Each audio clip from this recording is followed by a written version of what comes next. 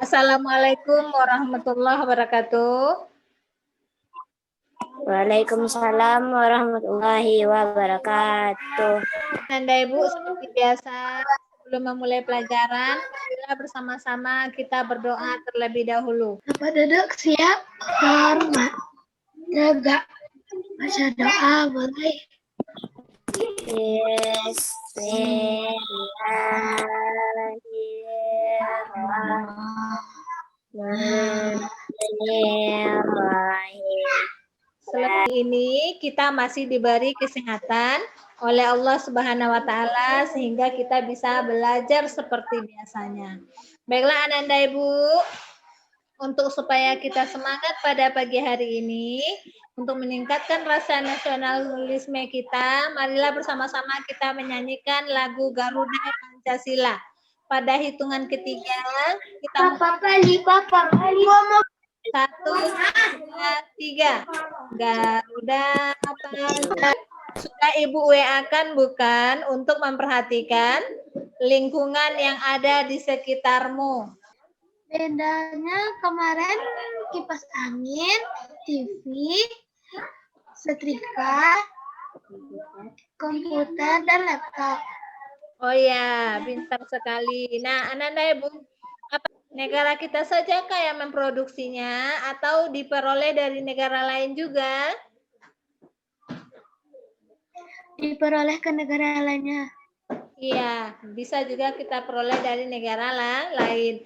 Nah, ada jam tangan yang bagus, yang indah, ya, yang menawan seperti di gambar ini. Ini berasal dari negara mana ini penghasilnya? Swiss. Negara Swiss, ya hebat Anda negara Swiss. Globalisasi ini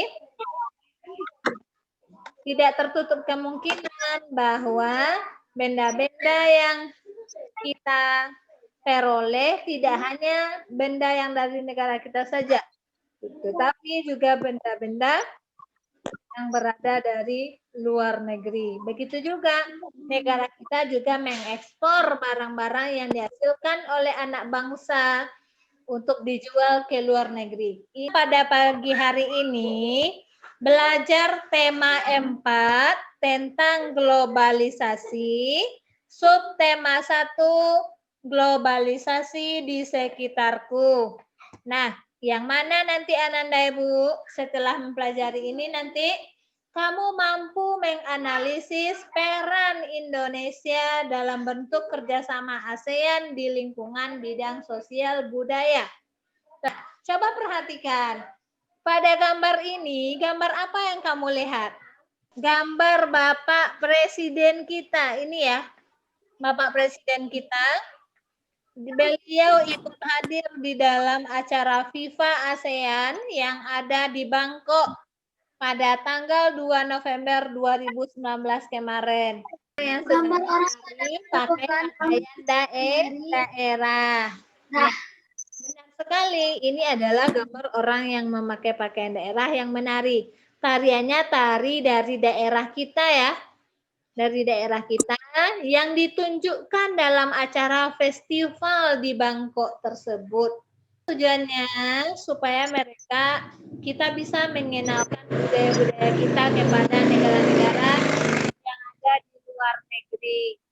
Nah, Ananda Ibu, ada beberapa peran bangsa Indonesia terhadap lingkungan ASEAN. Yang mana kita ketahui bahwa negara kita ini adalah negara yang merupakan salah satu pendiri ASEAN atau negara pemprakarsa ASEAN. Juga kita pernah menjadi tuan rumah dalam KTT ASEAN. Gambar orang sedang memainkan angklung. Iya, gambar Menteri Luar Negeri sedang memainkan angklung. Ya, benar sekali. Bagaimana suasananya di sana? Situasi berubah drastis pada puncak penampilan angklung. Ya, benar sekali bukan ya. Ini pada situasi ini terlihat bahwa Menteri Luar Negeri merasa sangat bahagia sekali dengan menggunakan angklung. Merupakan salah satu pengenalan budaya kita terhadap Menteri Luar Negeri. Kamu akan membaca Menlu Hillary Clinton promosikan angklung ke dunia. Dari bacaan ini nanti Ananda, kamu bisa mengetahui ya, kita bisa mengetahui salah satu bentuk kerjasama sosial budaya ASEAN. Nah, di sini tampak semua undangan berbahagia. Mereka dihadiahi angklung yang baru saja mereka mainkan sebagai tanda mata dari negara Indonesia.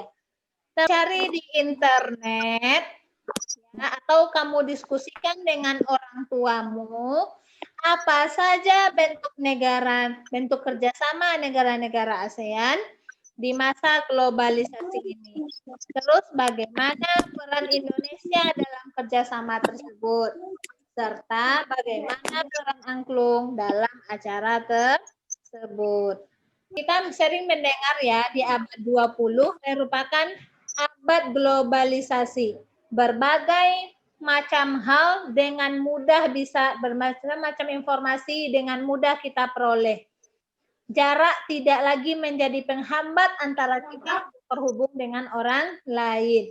Bahkan ya, baru saja terjadi bencana di suatu daerah, bisa langsung kita ketahui, bisa langsung kita lihat itu melalui tontonan video atau tontonan televisi dan juga internet.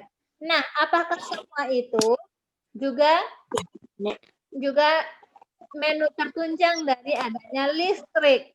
Nah, Ananda Ibu, jadi listrik itu sangat berperan di era globalisasi. Kamu tahu tidak? Listrik itu asalnya dari mana? Energi listrik berasal dari air terjun ya, pintar. Air terjun, air sungai ya, atau air danau. Begitu juga angin ya, dan juga panas bumi. Nah, ini nanti Ananda Ibu, kamu baca teks eksplanasi berikut. Bacalah teks eksplanasi berikut, menghasilkan energi listrik. Setelah itu, kamu ambil informasi penting dari bacaan ini.